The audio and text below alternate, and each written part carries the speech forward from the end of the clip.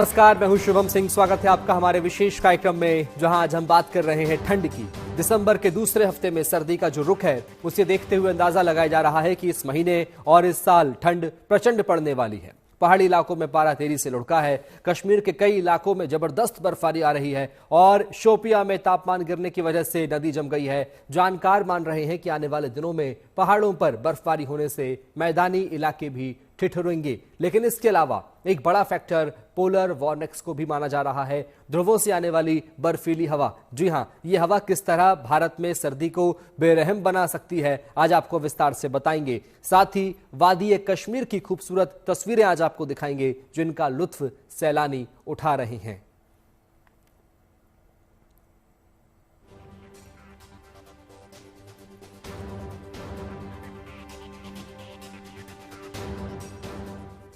और आइए शुरुआत करते हैं वादी कश्मीर से, जहां चिल्लई कलां से पहले ही कड़ाके की ठंड पड़ने लगी है। पारा गिरने की वजह से श्रीनगर की डल झील भी जमने लगी है और दक्षिणी कश्मीर में एक नदी बर्फ में तब्दील हो गई है। जी हां, लेकिन इससे उलट सोनमर्ग जैसे इलाकों में तस्वीर बेहद खूबसूरत है, जहां जमकर बर्फबारी हो रही है, जिसका सैलानी खूब लुत्फ उठा रहे हैं। देखिए रिपोर्ट।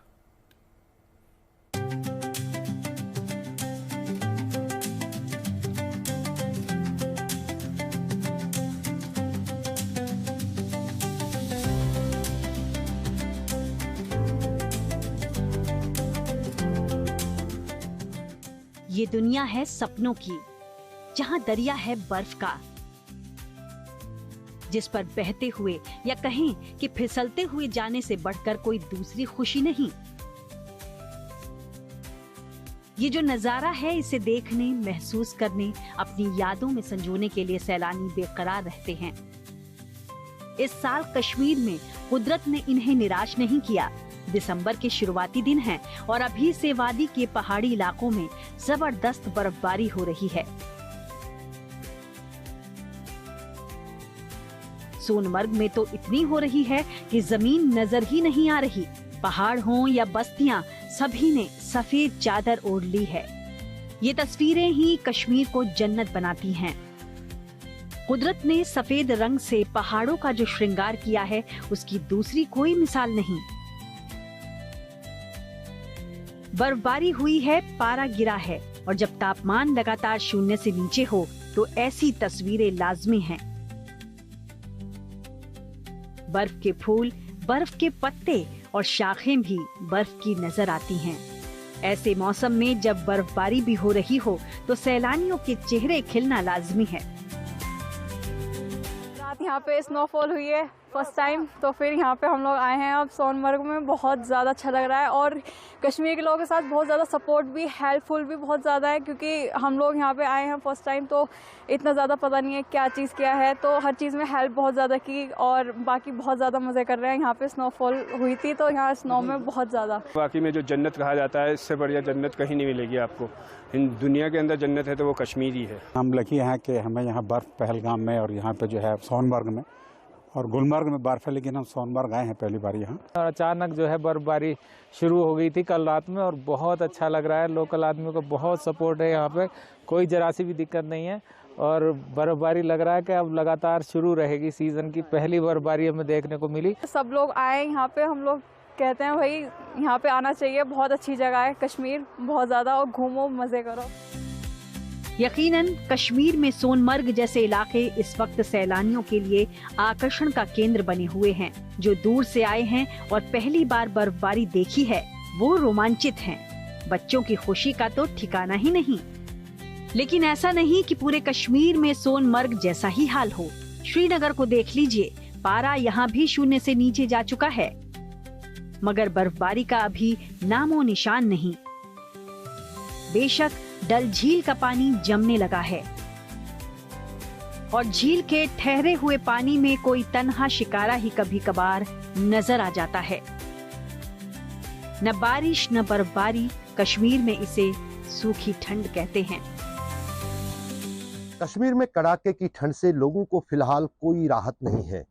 खुश्क ठंड यानी सूखी सर्दी से लोग परेशान हैं, क्योंकि इस सर्दी के कारण न सिर्फ कई सारे जो हैं खांसी जुकाम जैसी बीमारियां आम हो गई हैं, बल्कि साथ ही साथ इस ठंड की इतनी शिद्दत है कि कश्मीर के पहाड़ी इलाकों में अधिकतर जगहों पर नदी नाले झरने जमने लगे हैं। अगर मौसम विभाग की बात करें तो ये खुश्क ठंड जो है आने वाले कई दिनों तक जारी रह सकती है। यहां तक कि 15 दिसंबर से पहले फिलहाल कश्मीर का मौसम का मिजाज जो है ऐसा ही बना रहेगा। लेकिन लोग इस बात को लेकर चिंतित है कि इस खुश्क ठंड के कारण कहीं ना कहीं पानी के साधनों पर फर्क पड़ रहा है, यानी दरियाओं में जो पानी की दार है वो बहुत कम हो रही है, जिससे पानी की कमी, खासतौर से पीने की पानी की कमी जो है वो लोगों को महसूस हो रही है। श्रीनगर में सूखी ठंड है और कड़ाके की है। इसके साथ ही कोहरा है और घना है। हालांकि इसका भी अपना आनंद है। बहुत सारे कपड़े पहने हैं और ये स्कार्फ्स पहने हैं और ठंड बहुत ज्यादा है। लाइफ का ड्रीम था कि हेवन ऑन द अर्थ जाना है, तो विजिट करा हमने। पैकेज भी 7 डेज का लिया। बहुत ही ज़्यादा अच्छा लग रहा है। यहाँ के लोग इतने अच्छे हैं, सोचा नहीं था। जो डर था मन में वो सारा खत्म हो गया। श्रीनगर की सड़कों पर सर्दी का पहरा साफ नजर आता है। तापमान जब -4 के आसपास हो तो बाहर निकलने की जहमत कौन उठाए। कश्मीर में आमतौर पर इतनी ठंड चिलय कला के दौरान पड़ती है, लेकिन यहाँ तो ये आलम है कि 21 दिसंबर से पहले ही लोग घरों में कैद हैं। उस पर से एक नई मुसीबत प्रदूषण की भी है। कश्मीर की बात करें तो चिले कलान जो कि 40 दिन का पीरियड होता है और 21 दिसंबर से शुरू होता है, उसको सबसे भयंकर ठंड का पीरियड माना जाता है। लेकिन इस साल वक्त से पहले ही बहुत जबरदस्त ठंड पड़ रही है। बीती रात की बात करें तो श्रीनगर में पारा लुढ़का और टेम्परेचर जो रजिस्टर हुआ वो था -4.1। बाकी जो घाटी के इलाके हैं उनकी हालत इससे भी ज्यादा खराब है। दक्षिणी कश्मीर के कुछ इलाकों में -6 तक जो है पारा लुढ़का है। इसके चलते लोग परेशान हैं ही।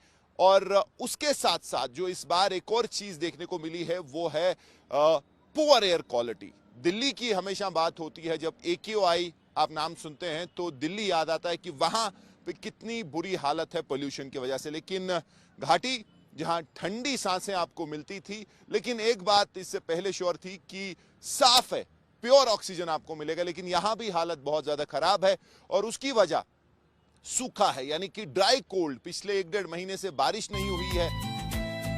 श्रीनगर में सर्दी का सितम अभी और बढ़ने वाला है। जाहिर है चुनौतियां भी बढ़ेंगी, लेकिन दक्षिणी कश्मीर के शोपियां जैसे इलाकों के हालात देखिए तो आपको ताज्जुब होगा।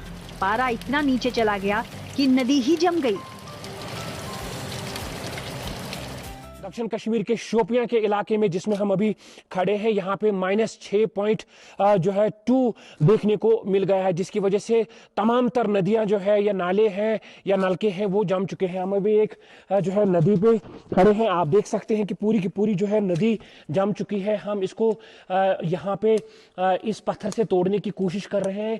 इससे अंदाजा लगाया जा सकता है कि यहाँ का तापमान जो है किस हद तक और ज्यादा गिर सकता है। आप देख लीजिए कि मैं इसको तोड़ने की कोशिश कर रहा हूं, ये टूटने का नाम नहीं ले रही है। नदी नाले ही नहीं जमे, बल्कि पेड़ पौधे भी जैसे बर्फ के बन गए हैं। यकीनन ये खूबसूरती मनमोहती है, लेकिन ठंड ऐसी हो तो यहाँ रहने वालों के लिए परेशानियां भी बढ़ती हैं।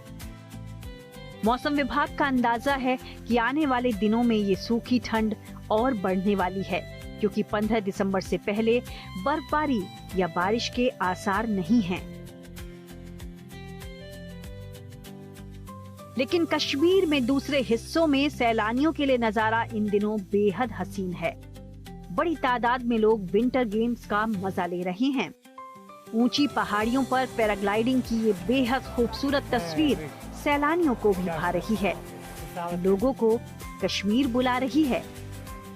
श्रीनगर से अशरफ वानी और मीर फरीद के साथ bureau report, good news today.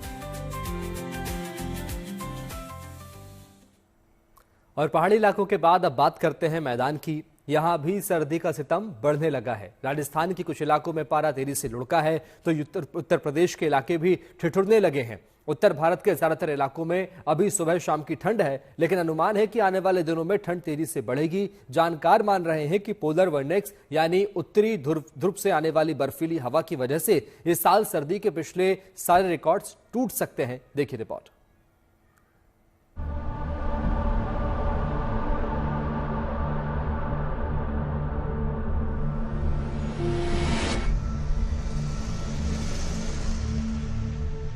ठिठुरता शहर, घरों में सिमटे लोग। जाहिर है ऐसी सर्दी में जिगर की आग काम नहीं आने वाली। जिनका ठिकाना सड़क है, उनका सहारा सिर्फ अलाव है। प्रयागराज में इन दिनों जैसी सर्दी है, उसे देखते हुए दूसरी तस्वीर भला क्या हो सकती है। बहुत ज्यादा ठंड है, बहुत गलन है, बहुत ज्यादा गलन है। अभी तो ये स्टार्टिंग है, आगे अनुमान ये लगाया जाता है कि इससे ज्यादा ठंड पड़ेगी। गलन की शुरुआत 2 दिन से हो गई है। ये तो हुई प्रयागराज की तस्वीर। अब जरा यूपी की राजधानी लखनऊ की हालत देख लीजिए। दिसंबर के दूसरे हफ्ते में ही आलम ये है कि ठंड डराने लगी है। आदमी तो आदमी, चिड़ियाघर के जानवरों के लिए भी इंतजाम किए जा रहे हैं। जानवरों के बाड़े में हीटर और घास के बिछौने बिछा दिए गए हैं। कोल्ड ब्लडेड एनिमल्स हैं, जैसे सांप हो गए, रेप्टाइल्स, जितने भी हमारे सरीसृप जिनको हम कहते हैं वो हो गए, उनके लिए हीटर्स की व्यवस्था कर दी गई है, कंबलों की व्यवस्था कर दी गई है और पुआल की व्यवस्था कर दी गई है। क्योंकि आप जानते हैं कि सांप प्रजाति के, सरीसृप प्रजाति के जो जितने भी जानवर हैं वो इस समय हाइबरनेशन में चले जाते हैं। तो हाइबरनेशन में जितने जानवर जाते हैं उनको ऐसी व्यवस्था दे दी जाती है ताकि वो इन सब कंबल और पुआल के नीचे अपने बॉडी को ले जाएं और वहां पर वो सुरक्षित रह सकें ठंड से। जो हमारे हर्बीवोर्स हैं या बड़े जानवर हैं, उनके लिए भी बैठने वाली जो जगहें हैं जहां पर अक्सर वो बैठते हैं, उन जगहों पे पुआल बिछा दी गई है। और उनके जो नाइट सेल्स हैं, जहां पे वो रात्रि में विश्राम करते हैं और खाना खाते हैं, उनमें हीटर्स लगा दिए गए हैं। इसके अलावा बड़े बड़े पेड़ों की टहनियों को काट दिया गया ताकि जानवरों के बाड़ों में धूप आ सके। ये सब इंतजाम इसलिए है क्योंकि प्रचंड ठंड की आहट है। यकीन नहीं आता तो राजस्थान की ये तस्वीर देख लीजिए।